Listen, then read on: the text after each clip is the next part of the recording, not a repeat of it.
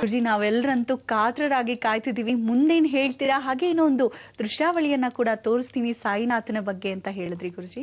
ಹೌದು, ಇಲ್ಲಿ ನಾನು ನಿಮ್ಗೆ ಹೇಳ್ತಾ ಇದ್ದೆ, ವಸಿಷ್ಠರೇ ಸ್ವತಃ ಆ ಯಾಗವನ್ನ ಮಾಡಿದ ಮೇಲೆ ನಾ ಭೂತೋ ನಾ ಭವಿಷ್ಯತಿ, ಯಾವತ್ತೂ ಹಿಂದೆ ಕಾಣೆ, ಇವತ್ತು ಇಲ್ಲ, ನಾಳೆ ಮುಂದಕ್ಕೂ ಯಾರು ಮಾಡಕ್ಕೆ ಸಾಧ್ಯವಿಲ್ಲ.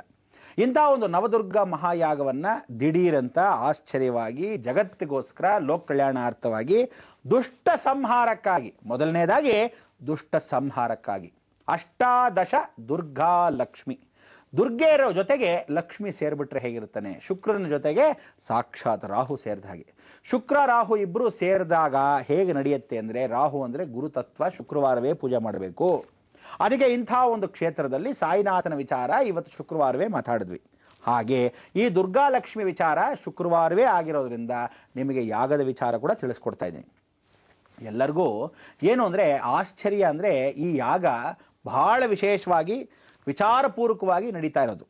ಏನು ನನಗೆ ಗೊತ್ತಿಲ್ಲಪ್ಪ, ಈ ಕ್ಷೇತ್ರದಲ್ಲಿ ನಡೀತಾ ಇರೋ ಕ್ಷೇತ್ರನೂ ಸುಮಾರು 2000 ವರ್ಷದ ಹಿಂದೆ ಮಹಾ ದೊಡ್ಡ ದುರ್ಗಾ ಕ್ಷೇತ್ರ. ಈ ದುರ್ಗಾ ಕ್ಷೇತ್ರದಲ್ಲಿ ಸಾಕ್ಷಾತ್ ಮುನೀಶ್ವರ, ದುರ್ಗಾ, ಚೌಡೇಶ್ವರಿಯ ಹಳೆಯ ಪುರಾತನವಾದ ದೇವಾಲಯ ಇದ್ದ ಕ್ಷೇತ್ರ. ಆ ಕ್ಷೇತ್ರ ಮುಚ್ಚೋಗಿ ಎಷ್ಟೋ ಯುಗಗಳ ಆದ ಮೇಲೆ ಈಗ ಮತ್ತೆ ಆ ಕ್ಷೇತ್ರಕ್ಕೆ ಪವಾಡ ಬರ್ತಾ ಇದೆ. ಇಲ್ಲಿ ನಡೀತಕ್ಕಂಥ ಪವಾಡ ಏನು ಅಂದ್ರೆ, ಜಗನ್ಮಾತೆ ಸ್ವತಃ ಹಾವಿನ ರೂಪದಲ್ಲಿ ಎಷ್ಟೋ ಕ್ಷೇತ್ರದ ಮಹಿಮೆ ಅಂತಕ್ಕೆ ಆ ಮುನೀಶ್ವರನ ಸಂಚಾರದ ಹತ್ರ ಹೋಗ್ತಾಳೆ ಬರ್ತಾಳೆ.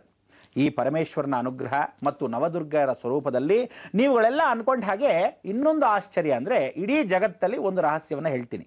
ಆ ರಹಸ್ಯವನ್ನ ಇವತ್ತು ಹೇಳಲ್ಲ, ಆದ್ರೆ ಇನ್ನೊಂದು ದಿವಸ ಹೇಳ್ತೀನಿ. ಯಾತಕ್ಕೆ ಗೊತ್ತಾ? ಈ ರಹಸ್ಯದಲ್ಲಿ ನಿಮಗೆ ಎಲ್ಲೆಲ್ಲಿ ದೇವರಿದ್ದಾರೆ, ಇನ್ನೆಲ್ಲೆಲ್ಲಿ ಬಂದ್ಬಿಡ್ತಾರೆ ಅಂತ ಜಾಗದಲ್ಲಿ ಮಾತ್ರ ಇರ್ತಾರೆ. ನಿಮ್ಗೆ ಇನ್ನೊಂದು ಹೇಳ್ತಕ್ಕಂಥ ವಿಚಾರ, ಮೇ 6ಗೆ ಆ ದುರ್ಗಾ ಲಕ್ಷ್ಮಿ ಭೂಸ್ಪರ್ಶವನ್ನ ಮಾಡ್ತಾ ಇದ್ದ ಸಮಯದಲ್ಲಿ ನಿಮ್ಗೆಲ್ಲರಿಗೂ ಅನುಭವಗಳಾಗತ್ತೆ.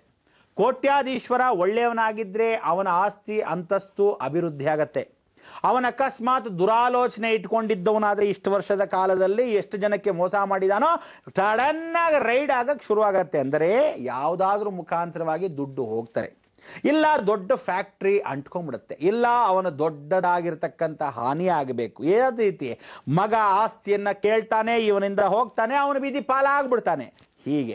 ಅಥವಾ ವಿದೇಶದಲ್ಲಿರ್ತಕ್ಕಂಥ ದಿಢೀರನ್ ಸತ್ತೋಗ್ತಾನೆ, ಅವನು ಸೈನ್ ಹಾಕ್ಬೇಕಾಗಿತ್ತು, ಇದು ಹೊಟ್ಟೋಯ್ತು, ಇಬ್ರು ಸೇರಿ ಮೂರನೇವನ್ ಪಾಲಾಗೋಯ್ತು. ಹೀಗೆ ಆಸ್ತಿ ವಹಿವಾಟಿಕೆಗಳನ್ನೆಲ್ಲ ಬೇರೆ ಬೇರೆಯವರಿಗೆ ಬೇರೆ ಬೇರೆ ಹೆಸರಿಗೆ ಗೊತ್ತಿಲ್ಲದೇನೆ ಹೊಟ್ಟೋಗತ್ತೆ, ಯಾರಾದ್ರೂ ದುರಾಲೋಚನೆ ಇಟ್ಕೊಂಡಿದ್ದವನಾದ್ರೆ.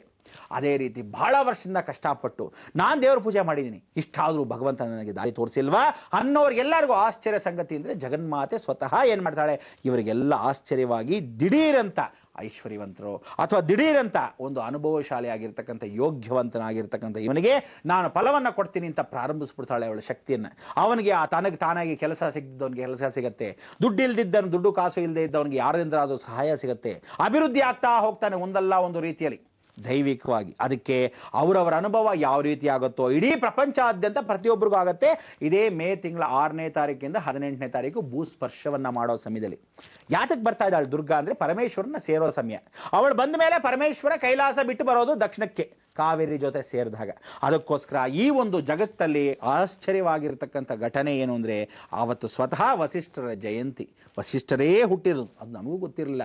ಆದ್ರೆ ಹೊಸ ಪಂಚಾಂಗ ಬಂದಾಗ ನೋಡಿದಾಗ ನೀವು ವಸಿಷ್ಠರ ಜಯಂತಿ ಎಂದು ಹಿಂದಿನ ದಿವಸ ಸಾಕ್ಷಾತ್ ಗಾಯತ್ರಿ ಜಯಂತಿ, ಸತ್ಯನಾರಾಯಣ ಅನುಗ್ರಹ ಪೂಜೆ, ತದನಂತರ ಪೂಜೆ ಅನುಗ್ರಹದಲ್ಲಿ ಸತ್ಯನಾರಾಯಣ ಜೊತೆಗೆ ಆದಿಶಂಕರಾಚಾರ್ಯರ ಜಯಂತಿ, ರಾಮಾನುಚಾರ್ಯ ಜಯಂತಿ, ಮಧ್ವಾಚಾರ್ಯ ಜಯಂತಿ, ಹೀಗೆ ಆಚಾರ್ಯರ ಸಮೇತವಾಗಿ ತ್ರಿಮೂರ್ತಿಗಳಾಗಿರ್ತಕ್ಕಂಥ ಬ್ರಹ್ಮ ವಿಷ್ಣು ಮಹೇಶ್ವರ ಸ್ವರೂಪದಲ್ಲಿರ್ತಕ್ಕಂಥ ತ್ರಿಮತಸ್ಥ ಮಹಾದೇಧಾವಿಗಳಾಗಿರ್ತಕ್ಕಂಥ ಈ ದೈವ ತತ್ವಗಳಲ್ಲಿ ನಮಸ್ಕರಿಸಬೇಕು. ಎಲ್ಲ ದೇವಿಯ ಉಪಾಸನೆ ಮಾಡತಕ್ಕಂಥವರೇ. ಆದ್ರಿಂದ ಈ ದುರ್ಗಾಲಕ್ಷ್ಮಿ ಅನುಗ್ರಹ, ಶಿರ್ಡಿ ಸಾಯಿಬಾಬಾ ಅಂದ್ರೆ ಭೂಮಿಯಲ್ಲಿ ಸಿದ್ಧಿ ಸಿಗತಕ್ಕಂಥ ದಿನ. ಅಂದರೆ ಆ ದಿನವೇ ನಾವು ನಮಸ್ಕಾರ ಮಾಡ್ಕೋಬೇಕು. ಅಂದರೆ ಈ ದಿನ ನೀವೇನು ನೋಡ್ತಾ ಇದ್ದೀರಾ, ಇವತ್ತು ನಿಮ್ಗೆಲ್ಲರೂ ಶಿರ್ಡಿ ಸಾಯಿಬಾಬಾ ದೇವಸ್ಥಾನಕ್ಕೆ ಹೋಗ್ಬೇಕು. ಯಾಕೆಂದ್ರೆ ಇವತ್ತೇ ಅವರಿಗೆ ಸಿದ್ಧಿ ಸಿಕ್ಕಿದ್ದು. ಅಂದ್ರೆ ಮಕ್ಕಳಾಗಿದ್ದಾಗ ತಂದೆ ತಾಯಿ ಮುಖಾಂತರ ಮುಸಲ್ಮಾನರ ಬಾಂಧವ್ಯದಲ್ಲಿ ಅವರಿಗೆ ಗೊತ್ತೇ ಇರಲಿಲ್ಲ ಈ ತರ ಒಂದು ಮಗು ವಿಶೇಷವಾಗಿ ಜಗತ್ತಿಗೆ ಪ್ರಸಿದ್ಧವಾಗತ್ತೆ. ಅನ್ನೋ ಸಮಯದಲ್ಲಿ ಬಾಬಾರ ಸೇರ್ಕೊಂಡಿದ್ದ ಜಾಗ ಇವತ್ತು ಸಿದ್ಧಿ ಸಿಕ್ಕಿದ್ದ ಜಾಗ. ಅವರಿಗೆ ಸ್ವತಃ ಸಿದ್ಧಿ ಬಂತು ಅಂದರೆ ತನ್ನ ಶಕ್ತಿ ತನಗೇ ಜ್ಞಾನೋದಯ ಆಯಿತು. ತಾನು ಭಗವಂತ ಎಂತಕ್ಕಂಥ ವಿಚಾರವನ್ನ ಈ ಕರ್ಮ ಭೂಮಿಯಲ್ಲಿ ಕರ್ಮವನ್ನ ಕಳ್ಕೊಳ್ಳಕ್ಕೆ ಮನುಷ್ಯ ಜನ್ಮವನ್ನ ತೆಗೆದಾಗ ಆ ಪರಿವರ್ತನೆಯಾಗಿ ಸಾಕ್ಷಾತ್ ಶಿರಡಿ ಬಾಬಾ ಇನ್ಯಾರೋ ಅಲ್ಲ, ದತ್ತ ಸ್ವರೂಪ, ಹರಿಹರ ಸ್ವರೂಪ ಅಂತ ಹೇಳಿ ನಮಸ್ಕಾರ ಮಾಡ್ತೀವಿ. ಪವಾಡಕ್ಕೂ ಸಿದ್ಧಿಗೂ ಬಹಳ ವ್ಯತ್ಯಾಸ ಇದೆ. ಪವಾಡ ಪುರುಷರು ಅಂದ್ರೆ ಯಾರು? ಓಂ ಝುಂ ಫಟ್ ಅಂತಾರಲ್ಲ, ಅವರೆಲ್ಲ ಪವಾಡ ಪುರುಷರು. ಸಿದ್ಧಿ ಪುರುಷರು ಅಂದ್ರೆ ಸ್ವತಃ ಸಿದ್ಧಿಯಲ್ಲಿ ಸಾಧನೆ ಮಾಡ್ಕೊಳ್ತಕ್ಕಂಥವ್ರು. ಅದಕ್ಕೆ ಎಷ್ಟೋ ಜನ ಸಿದ್ಧರಲ್ಲಿ 18 ಸಿದ್ಧರಲ್ಲಿ ಮತ್ತೆ ಪುನರ್ಜನ್ಮ ಆಗಿರೋ ಸಾಯಿನಾಥರು ಇನ್ಯಾರೂ ಅಲ್ಲ, ಸಾಕ್ಷಾತ್ ಕಾಳ ಸ್ವರೂಪ ಅನುಗ್ರಹದಲ್ಲಿ ಪಡೆದಿದ್ದವರು. ಅದಕ್ಕೆ ಇವರು ಪಾಂಬಾಡಿ ಸಿದ್ಧರ್ ಅಂದ್ರೆ ಪಾಂಬಾಡಿ ಸಿದ್ಧರೇ ಸ್ವತಃ ಶಿರಡಿ ಸಾಯಿಬಾಬಾಗಿ ಮತ್ತೆ ಹುಟ್ಟಿದ್ದಾರೆ. ನಿಮಗೆಲ್ಲರಿಗೂ ಮೊದಲು ಏನ್ ಹೇಳಿದ್ದೇಳಿ, ಮರ್ದಮಲೆ ಹತ್ರ ಪಾಂಬಾಡಿ ಸಿದ್ಧರ್ ಅಂದ್ರೆ ಹಾವಾಗಿ ಜನನ ಹೊತ್ತು ಹಾವುಗಳ ಜೊತೆನೆ ಸಿದ್ಧಿ ಪಡೆದು ಹಾವುಗಳ ಜೊತೆಲಿರ್ತಕ್ಕಂಥ ಲಕ್ಷಾಂತರ ಹಾವುಗಳು ಸುಮ್ಮನೆ ಹಿಂಗೆ ಓಡಾಡ್ತಿರುತ್ತಂತೆ. ಹೆಂಗ್ ಓಡಾಡ್ತಿರುತ್ತೆ ಅಂದ್ರೆ ಹಾವು ಓಡಾಡ್ತಿದ್ಯಾ ಅಂತ ಗೊತ್ತಾಗೋದು ಯಾವಾಗ ಗೊತ್ತಾ ಅಂತ ವಾಸನೆ ನೋಡಬೇಕು. ಏನು ವಾಸನೆ ಅಂದರೆ ಆಲೂಗಡ್ಡೆ ವಾಸನೆ ಶುರುವಾಗುತ್ತೆ. ಒಂದು ಸಲ ವಾಸನೆ ಬರುತ್ತೆ, 2 ಸಲ ವಾಸನೆ ಬರುತ್ತೆ, ಯಾರೋ ಬೇಯಿಸ್ದಂಗಲ್ಲ, ನಿಜವಾದ ಆಲೂಗಡ್ಡೆಗಳ ವಾಸನೆ. ಇಷ್ಟೊಂದು ವಾಸನೆನ ಅಂದಾಗ ಹಾವುಗಳು ಸರಸರ ಸರಸರ ಸರಸರ ಅಂತ ಪಕ್ಕದಲ್ಲಿ ನಡೀತಾ ಇರುತ್ತೆ. ಅದಕ್ಕೆ ಆ ಸುಬ್ರಹ್ಮಣ್ಯ ಕ್ಷೇತ್ರ ಮರದ ಮಲೆ, ಇದು ಕೊಯಂಬತ್ತೂರು ಹತ್ರ ಇದೆ. ಆ ಮರದ ಮಲೆಯಲ್ಲಿ ಪಾಂಬಾಡಿ ಸಿದ್ಧರ ಜೀವ ಸಮಾಧಿ ಇದೆ. ನೀವೇನು ಅರ್ಥ ಮಾಡ್ಕೊಳ್ಳಿ, ಅಲ್ಲಿ ಪ್ರತಿ ವರ್ಷದಲ್ಲಿ ಏನಿಲ್ಲಿ ರಾಮನವಮಿ ಹುಟ್ಟದಬ್ಬ ಶಿರಡಿ ಸಾಯಿಬಾಬಾ ಅಂತೀವೋ ಆ ಸ್ಥಳದಲ್ಲಿ ಬರೀ ಹಾವುಗಳು ನಿಂತ್ಕೊಳುತ್ತೆ.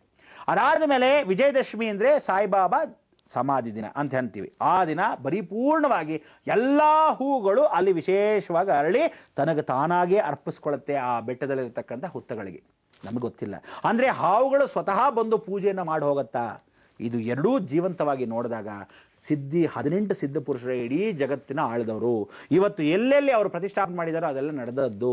ಅದೇ ರೀತಿ ಶಿರಡಿ ಸಾಯಿಬಾಬಾನು ಸಾಕ್ಷಾತ್ ಎಲ್ಲರೂ ದರ್ಶನ ಮಾಡಿದಾಗ ರವೀಂದ್ರನಾಥ್ ಟ್ಯಾಗೋರು ಒಂದು ಜಾಗದಲ್ಲಿ ಬರೆದಿದ್ದಾರೆ. ಅವರು ಸ್ವತಃ ಶಿರಡಿ ಸಾಯಿಬಾಬಾ ದರ್ಶನವನ್ನ ಮಾಡಿದ್ದಾರೆ, ನಮಸ್ಕರಿಸಿದ್ದಾರೆ, ಮಾತಾಡಿದ್ದಾರೆ. ಇಷ್ಟೆಲ್ಲ ಆದ್ರ ಮೇಲೆ ಡಾಕ್ಟರ್ ರಾಧಾಕೃಷ್ಣನು ಬರೆದಿದ್ದಾರೆ. ಅವರಿಬ್ಬರಲ್ಲಿ ಒಂದು ಪುಸ್ತಕದಲ್ಲಿ ಕಾಮನ್ ಆಗಿ ಬರೆದಿರತಕ್ಕಂಥದ್ದೇನು ಅಂದ್ರೆ ಎಷ್ಟೋ 18 ಸಿದ್ಧರಲ್ಲಿ ಬಾಬಾ ಮತ್ತೆ ಪುನರ್ಜನ್ಮ ಅನ್ನೋದನ್ನ ಮೆನ್ಷನ್ ಮಾಡಿದ್ದಾರೆ ಡಾಕ್ಟರ್ ರಾಧಾಕೃಷ್ಣ ಮತ್ತು ರವೀಂದ್ರನಾಥ್ ಟ್ಯಾಗೋರ್. ಇದನ್ನೆರಡು ನೋಡಿದಾಗ ಯಾರಿರ್ಬೋದು ಈ ಸಿದ್ಧರು ಅಂದ್ರೆ ಬಾಬಾ ಸ್ವತಃ ಇದ್ದಿದ್ದ ಜಾಗ ಎಲ್ಲ ಹುತ್ತವಾಗಿತ್ತು. ಅದೇ ರೀತಿಯಾಗಿ ಅವರು ಇದ್ದಿದ್ದು ಸಾಧು ಅಂದ್ರೆ ಹರಿದೋಗಿದ ಬಟ್ಟೆಗಳಲ್ಲೇ ಇದ್ದರು. ಅದೇ ರೀತಿಯಾಗಿ ಇದ್ದಿದ್ದೇ ಪಾಂಬಾಡಿ ಸಿದ್ಧರು. ನೋಡಿ, ಪುನರ್ಜನ್ಮ ಅಂದರೆ ಮತ್ತೆ ಈ ಶಕ್ತಿ ಶುಕ್ರವಾರವೇ ಈ ದಿನ ಆ ಸಿದ್ಧಿ ಪಡೆದ ದಿನ ಅಂದ್ರೆ ನೀವು ಇವತ್ತೇನಾದರೂ ಸಾಯಿಬಾಬಾ ದೇವಸ್ಥಾನಕ್ಕೆ ಹೋದರೆ ಏನು ಫಲ ಸಿಗತ್ತೆ? ಕಾದಿರಿ, ಬಂದು ಹೇಳ್ತೀನಿ.